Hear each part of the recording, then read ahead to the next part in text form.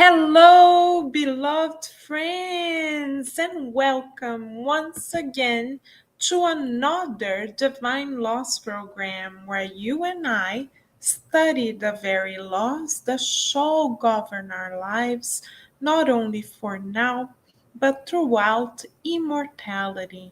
So it is with much gratitude for this opportunity that we will now focus our attention on question 115 of the Spirit's Book by Allan Kardec. Hello, dear Slavic, and hello to everyone who has joined us live. Let us now join forces to take advantage of this moment that shall nourish our souls throughout eternity. Thank you for our togetherness in the good always. So, on question 115, Kardec asks, have some spirits been created good and others bad? Valid question. The illuminated spirits answer to Kardec and all of us in the following manner. God has created all spirits simple and ignorant, i.e., without knowledge. God has given each of them a mission. It is aimed at enlightening them and progressively leading them towards perfection through knowledge of the truth in order to draw them near to God. In that perfection, they will find eternal bliss without any troubles. Spirits acquire knowledge by experiencing the trials that God has imposed on them. Some humbly accept these trials and thus arrive more quickly at their destiny, whereas others cannot endure them without complaining. Thus, through their own fault, these latter ones remain far from the perfection and bliss promised to them.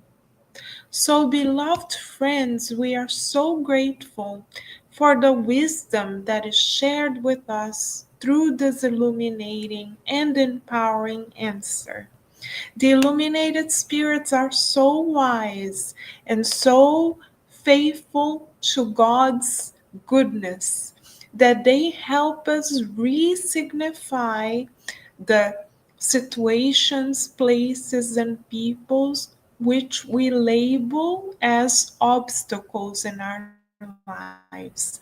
They help us understand that what we may see as obstacles are in fact stepping stones through which we may go up the ladder of our spiritual evolution. What is our destination? We may ask. According to the envoys of the Christ, our destination is to live without any troubles and experiencing eternal bliss. But how shall we get there? The only and fastest way to get there, according to them and their wisdom, is for us to know the divine truths, meaning the divine laws, and align ourselves consciously and willingly with those laws that are immutable. How do we know, we may ask? Beloved friends, if we are already aligning ourselves with those truths, eternal truths, and therefore marching forward more quickly towards our destination, we can measure whether or not we are marching forward more quickly when we feel accepting of God's choices for us. when we choose to understand the situations in which we find ourselves, to look at them as blessings in disguise rather than as punishments. For millennia, we have been accustomed to seeing God perhaps symbolically on sitting on a throne, pointing fingers at us and punishing us. With the Spiritist perspective in mind, however, we come to understand that God is the supreme source of intelligence and love in the universe. How can, therefore, such incredible source of love punish us? It is nonsensical, right, dear friends? So let us practice within the next 24 hours unpacking problems, situations which we label as problems, through the light of understanding, coming from the certainty that God is love. And let us ask ourselves, what is it that God is teaching us in this situation? What is it that God would like for us to learn? And thirdly, are we willing, open hearted in order to learn? The more we open our hearts to learn with life through the lenses of God's love, the more we feel at peace. Then we begin feeling this bliss that is unperturbable because we stop fighting with life. No longer do we say to everything and everyone, it is either our way or the highway. No longer. When we embrace an attitude of gratitude towards God and God's wisdom, we are able to feel the truth and the light in Master Jesus' words when he said, "May thy will be done."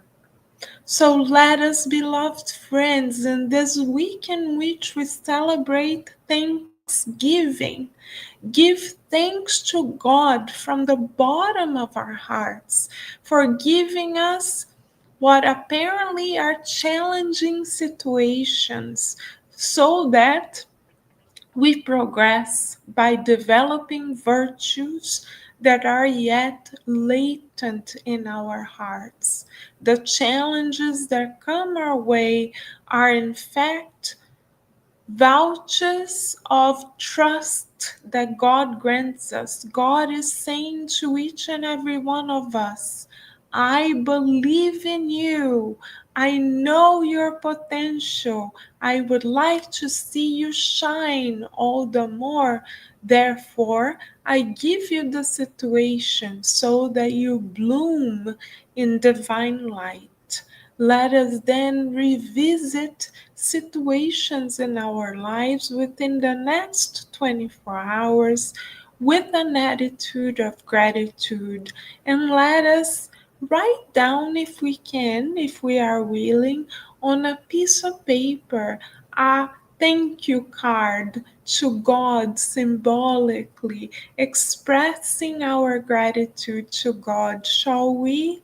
Let us thank the Creator for having given us the gift of the most beautiful reincarnation, beloved friends, where you and I have the light of Spiritism, wisdom and love, reason and faith coming together in a beautiful balance out of pure divine love. So much to be grateful for.